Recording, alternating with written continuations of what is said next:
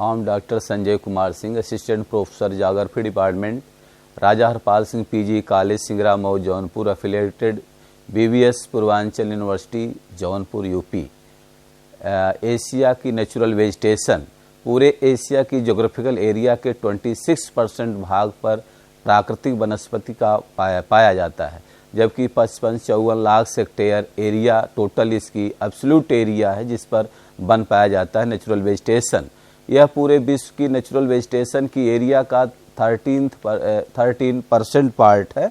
पूरे वर्ल्ड की या इंडिया की या एशिया की जो नेचुरल वेजिटेशन है उसे क्लाइमेट, उसकी रिलीफ या फिजिकल फीचर के आधार पर या ज्योग्राफिकल कंडीशन के आधार पर पूरी वनस्पति को 3 कैटेगरी में डिवाइड किया जाता है, जिसमें फॉरेस्ट, ग्रासलैंड, डेजर्ट, वेजिटेशन। इसमें जो ज्योग्राफिकल फैक्टर्स हैं जिसमें relief, geological structure, drainage system, drainage pattern, climate, soil and slope, insolation जैसे टेम्परेचर, ह्यूमिडिटी, प्रेसिपिटेशन, ऐसे तमाम एस्पेक्ट हैं ज्योग्राफिकल जो किसी स्थान की वेजिटेशन को प्रभावित करते हैं।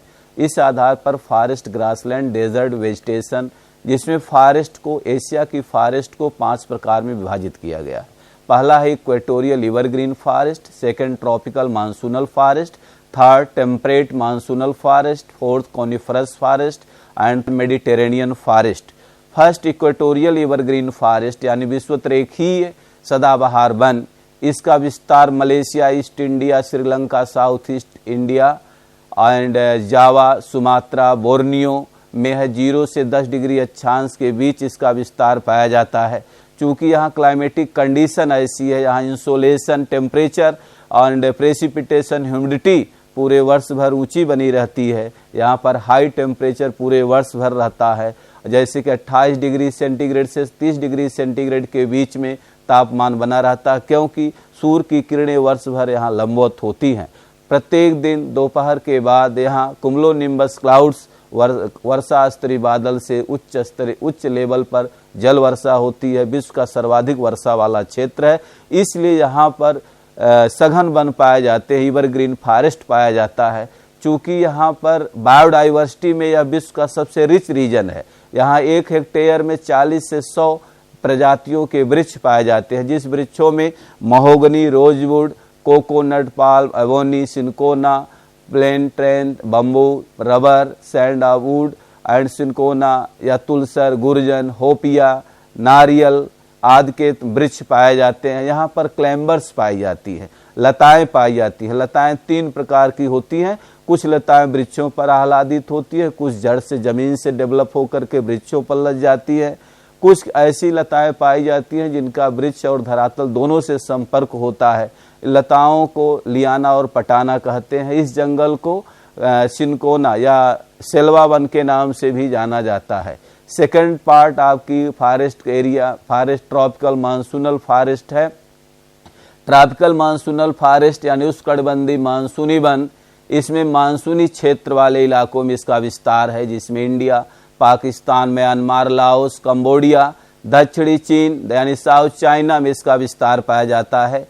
चूँकि मानसूनी जल वर्षा में डाइवर्सिटी पाई जाती है, विविधता पाई जाती है, भिन्न भिन्न क्षेत्रों में भिन्न भिन्न मात्रा की वर्षा होती है, उसी हिसाब से मानसूनल फॉरेस्ट भी भिन्न भिन्न क्षेत्रों में भिन्न भिन्न तरह के होते हैं। जहाँ पर औसत वार्षिक वर्षा 200 सेंटीमीटर के लगभग होती है, वहाँ पर मानसूनी वनों में एवरग्रीन फॉरेस्ट पाए जाते हैं। लेकिन जहाँ पर वर्षा 100 से 200 सेंटीमीटर होती है, वहाँ डेसिडुअस फॉरेस्ट पाए जाते हैं और यानी पतझड़ वाले वन पाए जाते हैं, जिनकी पत्तियाँ चौड़ी होती हैं, जैसे टीक, शीशम, हर्रा, महुआ, खैर, टून, मैंगो आदि के वृक्ष पाए जाते हैं। लेकिन जहाँ पर वर्षा 50 से 100 सेंटीमीटर होती है, वहाँ पर खेजरा, कांजू, कोको, अमलतास, पालस के वृक्ष पाए जाते हैं। इनकी लकड़ियाँ काफ़ी कठोर होती हैं, लेकिन ये उपयोगी होते हैं। जबकि विश्वतरेखी जो एवरग्रीन फॉरेस्ट है, इक्वेटोरियल एवरग्रीन फॉरेस्ट है, लकड़ियाँ उपयोगी होने के बावजूद भी उपयोगिता में उनको यूटिलाइज नहीं किया जा सकता। उसमें एक समस्या ये आती है कि जो लकड़ियाँ हैं वह महत्वपूर्ण हैं, लेकिन एक ही हेक्टेयर के क्षेत्र में 40 से 100 प्रकार की स्पेसीज पाई जाती हैं वृक्षों की, और उसमें इतनी ज़्यादा लताएं होती हैं, क्लेम्बर्स होते हैं कि उनको काट करके निकालना अत्यंत मुश्किल और दुष्कर कार्य होता है। डेली बरसात, हाई टेम्परेचर, हाई ह्यूमिडिटी, परिणामतः यहाँ के लोगों की फिजिकल और मेंटल कार्य करने की कैपेसिटी भी बहुत कम होती है। थर्ड, फॉरेस्ट के जो टाइप्स है, इसमें टेम्परेट, मानसूनल, डेसिडुअस फॉरेस्ट, शीतोष्णकटिबंधीय मानसूनी पतझड़ वाले वन को रखा गया है, जिसमें north China, Korea, Japan, Manchuria में इनका विस्तार पाया जाता है। इनकी पत्तियां चौड़ी होती हैं लेकिन नुकीली भी होती हैं, लीफ। इस तरह से इनमें मिश्रित प्रकार के वन पाए जाते हैं, जिसमें mulberry, tung, laurel, maple, oak, elm, walnut, birch, राइन, फर, स्प्रूस आदि तमाम वृक्ष पाए जाते हैं।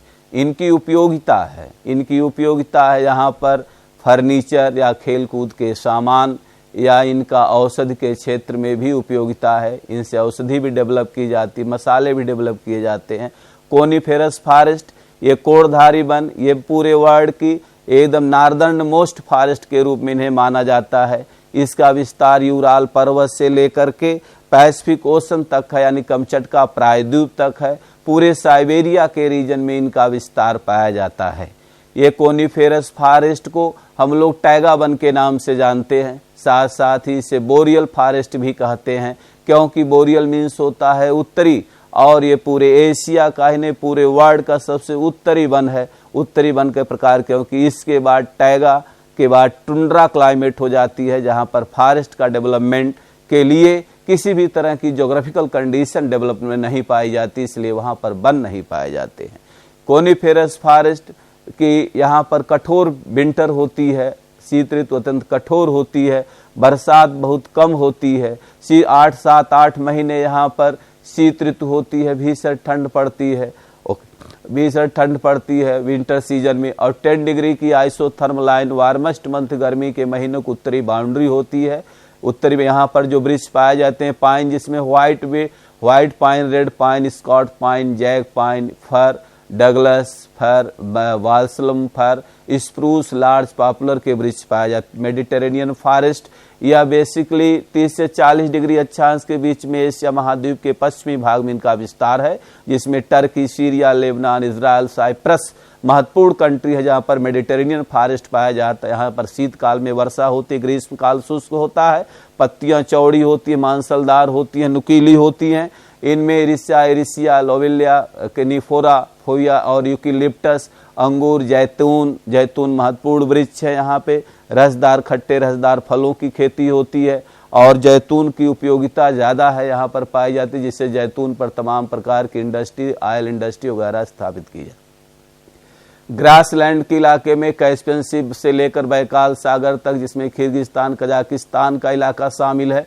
मंचूरिया, मंगोलिया के बेल्ट में स्टेपी प्रकार की घास पाई जाती, जहां पर समर में मिनिमम 20 डिग्री सेंटीग्रेड टेम्परेचर होता है, जबकि ठंडी के दिनों में यहाँ पर टेम्परेचर 0 डिग्री सेंटीग्रेड से कम होता है। वार्षिक और दैनिक तापांतर दोनों अधिक होता है। यहाँ पर बरसात 25 से 75 सेंटीमीटर होती है, और वो भी अधिकांश भाग इसकी समर सीजन में होती है, इसलिए यहाँ पर फॉरेस्ट स्टेपी और ग्रास स्टेपी पाया जाता है। फॉरेस्ट स्टेपी में ओक, एल्म, मैपिल, और यहाँ पर ट्राइब्स, खिरगिज और कज्जाक पाई जाती है, जिनका मुख्य कारण पशुचारण होता है, जिसमें गोट, कैटल, हॉर्स, शीप आदि महत्वपूर्ण पशुचारण है। डेजर्टी फॉरेस्ट में ट्रॉपिकल फॉरेस्ट और ट्रॉपिकल डेजर्टी फॉरेस्ट, टेम्परेट डेजर्टी फॉरेस्ट और कोल्ड डेजर्टी फॉरेस्ट 3 कैटेगरी में बांटा गया। जो ट्रॉपिकल डेजर्टी फॉरेस्ट है, साउथ वेस्ट एशिया में ईरान, सऊदी अरब, अमन, ओमान, पाकिस्तान, भारत के थार के डेजर्ट में पाया जाता है, जिसमें कैसिया, खजूर, खेजड़ा महत्वपूर्ण वृक्ष है। जबकि टेम्परेट डेजर्टी फॉरेस्ट मंगोलिया, तुर्किस्तान, तिब्बत, गोबी के क्षेत्र में पाया जाता है।